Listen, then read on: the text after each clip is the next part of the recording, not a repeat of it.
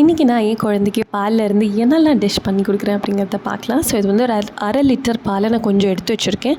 அதை நல்லா சூடு பண்ணி இந்த மாதிரி விரல் விட்டு பார்க்கும்போது பொறுக்கிற அளவில் சூடு இருந்துச்சு அப்படின்னா அதை வந்து தயிர் ஊற்றி வச்சிடலாம். ஸோ அதுக்காக கொஞ்சம் ஒரு எடுத்து வச்சுருக்கேன். ஸோ தயிர் ஊற்றி அவனுக்கு தயிர் சாப்பாடாக கொடுத்துருவேன். குட் சோர்ஸ் ஆஃப் கால்சியம் கூட. அவன் பால் சுத்தமாக சாப்பிட மாட்டான். அதனால தான் இந்த மாதிரி பண்ண வேண்டியதாக இருக்குது.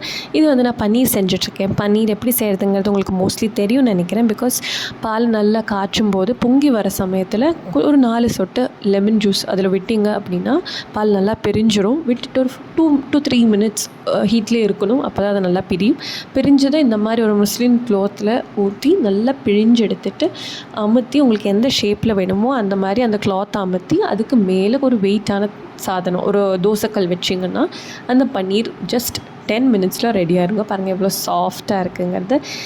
இதுக்கு பதிலாக நம்ம 100 ரூபா 150 ரூபா கொடுத்து வெளியில் பன்னீர் வாங்குறத விட இந்த மாதிரி வீட்லேயே டெய்லி ஃப்ரெஷ்ஷாக பண்ணி கொடுக்கும்போது எவ்வளோ நல்லது, எவ்வளோ ஹெல்த்துக்கு நல்லது இல்லையா?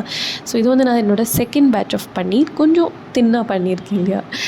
அது ஒவ்வொரு வாட்டி வைக்கும்போது ஒவ்வொரு ஷேப்பில் வருது. நீங்கள் வேணும்னா அது கேர் எடுத்து ஷேப் பார்த்திக்கலாம். இது நான் 3rd டே பண்ணது அண்ட் இது 4th டே பண்ணது, இது 5th டே பண்ணது.